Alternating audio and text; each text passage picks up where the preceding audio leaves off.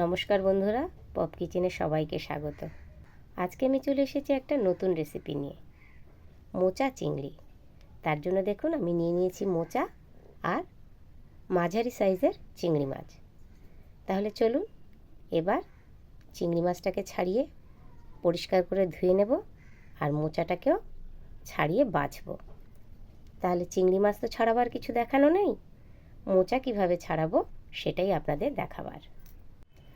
আজ আমি আপনাদের একটা নতুন পদ্ধতিতে মোচা চিংড়ি রান্না দেখাবো। তাহলে চিংড়ি মাছ তো আর কাটার কিছু দেখানোর নেই, এবার আমি দেখাবো মোচাটা কিভাবে ছাড়াতে হয় আর কিভাবে কাটতে হয় সেটা। তাহলে চলুন এবার মোচা ছাড়াই।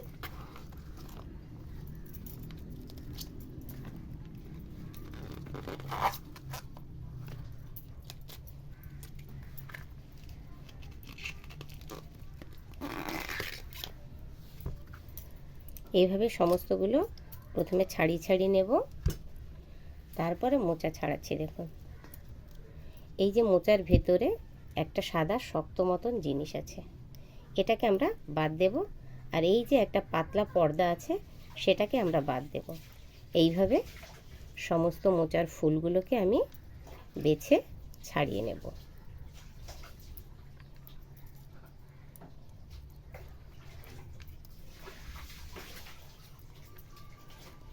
দেখুন তাহলে দেখতে পারলেন কিভাবে মোচা ছাড়াতে হবে। দেখুন আমার মোচা ছাড়ানো হয়ে গেছে। এইবার আমি ছোট ছোট করে টুকরো করব, কিন্তু এইটা হচ্ছে একদম কচি, এটাকে কিন্তু ছাড়াবো না, এটাকে একদম কুচিয়ে দেব। কুচিয়ে জলে আগে আমি ভিজিয়ে দেব। ভিজিয়ে দিলে কি হবে, মোচার যে কষটা সেটা বেরিয়ে যাবে, আর যদি হালকা তেতোও থাকে সেই তিতো ভাবটা জলের সঙ্গে কেটে যাবে। চিংড়ি মাছ একদম ছাড়িয়ে ধুয়ে ধায়ে আমি পরিষ্কার করে নিয়েছি। এবার এতে আমি নুন আর হলুদ মাখাবো। এবার আমি এতে দিয়ে দিচ্ছি নুন আর হলুদ।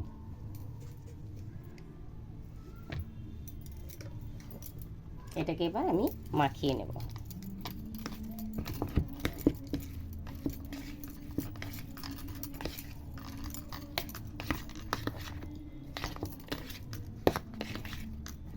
আমি পাত্রে নিয়ে নিয়েছি জল, এই জলে দিয়ে দেব হলুদ, আর তাতে আমি মোচাগুলো কেটে ভেজাবো যাতে কালো না হয়ে যায়।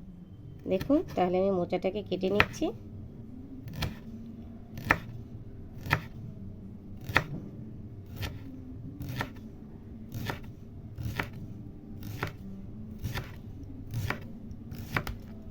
এগুলো একদম কচি, এগুলোকে এইভাবে কেটে মাঝখান থেকে একটা ফালি দেব, দিয়ে এই জলে ভিজিয়ে দিচ্ছি।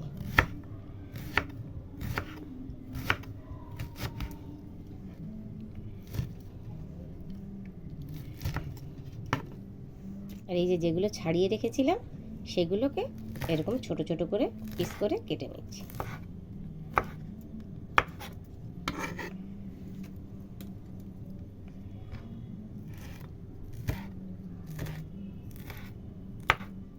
এবার দেখুন আমি আলু এরকম চৌকো চৌকো করে কেটে নিয়েছি। মশলা নিয়ে নিয়েছি, দেখুন পেঁয়াজ কুচিয়ে নিয়েছি, এদিকে তেজপাতা, শুকনো লঙ্কা সোমবার জন্য লাগবে, এদিকে গরম মশলা আর সাদা জিরে। এখানে আমি আদা, জিরে, রসুন আর লঙ্কা বেটে নিয়েছি। আর লাগবে ঘি, ঘিও আমি নিয়ে নিয়েছি। গরম মশলা আর ঘি ছাড়া মোচা কিন্তু একদমই টেস্ট লাগে না। বন্ধুরা দেখুন কড়াই আমি বসিয়ে দিয়েছি, তাতে দিয়েছি জল। এবার এই জলের মধ্যেই আমি এই যে পাশে রেখেছিলাম যে ভিজিয়ে হলুদ জলে মোচাগুলি, সেগুলিকে দিয়ে দেব একটু ভাপিয়ে নেওয়ার জন্য। এবার এই জলের মধ্যেই দিয়ে দেব লবণ, আর এবার এটাকে ঢাকা দিয়ে দেব। এদিকে বন্ধুরা আমি কড়াই চাপিয়ে দিয়েছি, কড়াই গরম হয়ে গেছে। আমি দিয়ে দিচ্ছি সর্ষের তেল।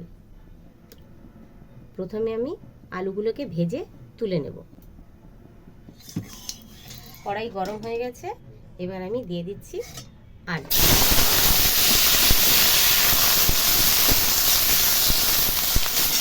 এতে এবার আমি সামান্য নুন আর হলুদ দিয়ে দেবো। আলুগুলোকে লাল লাল করে ভেজে তুলে নেব। ভাপাতে দেওয়া মোচাটা থেকে আমি এই যে জল ঝরিয়ে রেখে দিয়েছি। মোচা ভাপানো কমপ্লিট। আলুগুলো লাল লাল করে ভাজা হয়ে গেছে, এবার আমি তুলে নিচ্ছি। আলু ভাজা তেলেই আমি চিংড়ি মাছগুলো ভেজে নিচ্ছি। চিংড়িটা কিন্তু আমি বেশি লাল লাল করে ভাজবো না, হালকা নরম থাকা অবস্থাতেই তুলে নেব। এবার চিংড়িটাকে তুলে নেব। হয়ে গেছে চিংড়ি।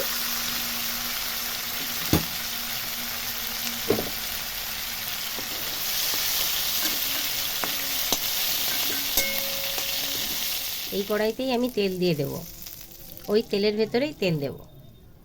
এবার তেল গরম হয়ে গেছে, আমি দিয়ে দিচ্ছি সাদা জিরে, একটা তেজপাতা ছেড়ে দিলাম, শুকনো লঙ্কা ছিঁড়ে দিলাম, এলাচ, দুটো গোলমরিচ আর দুটো লবঙ্গ আর একটু দারচিনি এর মধ্যে দিয়ে দিলাম। এবার পেঁয়াজগুলো দিয়ে দিলাম। আমি দুটো মাঝারি সাইজের পেঁয়াজ কেটে রেখেছিলাম, সেটা ভেজে নেব। এবার আমি বেটে রাখা মশলাটা এর মধ্যে দিয়ে দেব। এর মধ্যে দিয়ে দিচ্ছি আমি লবণ আর হলুদ। মশলা কমপ্লিট হয়ে গেছে, এবার আমি এর মধ্যে মোচাটাকে দিয়ে দিচ্ছি, ভাপানো মোচা।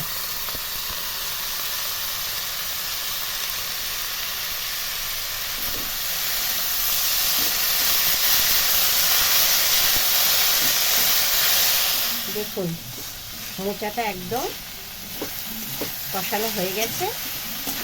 এবার এর মধ্যে আমি দিয়ে দিচ্ছি ভেজে রাখা আলুগুলো।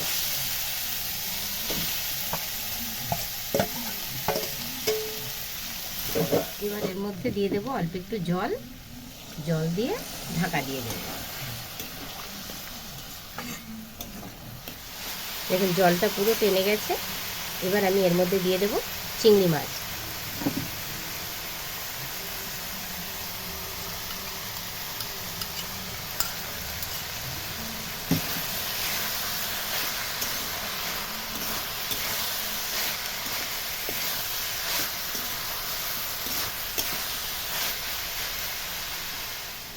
মোচা রান্না কমপ্লিট হয়ে এসেছে। এবার আমি এর মধ্যে সামান্য একটু চিনি দেব আর ঘি দিয়ে নেড়ে চেড়ে নামিয়ে নেব।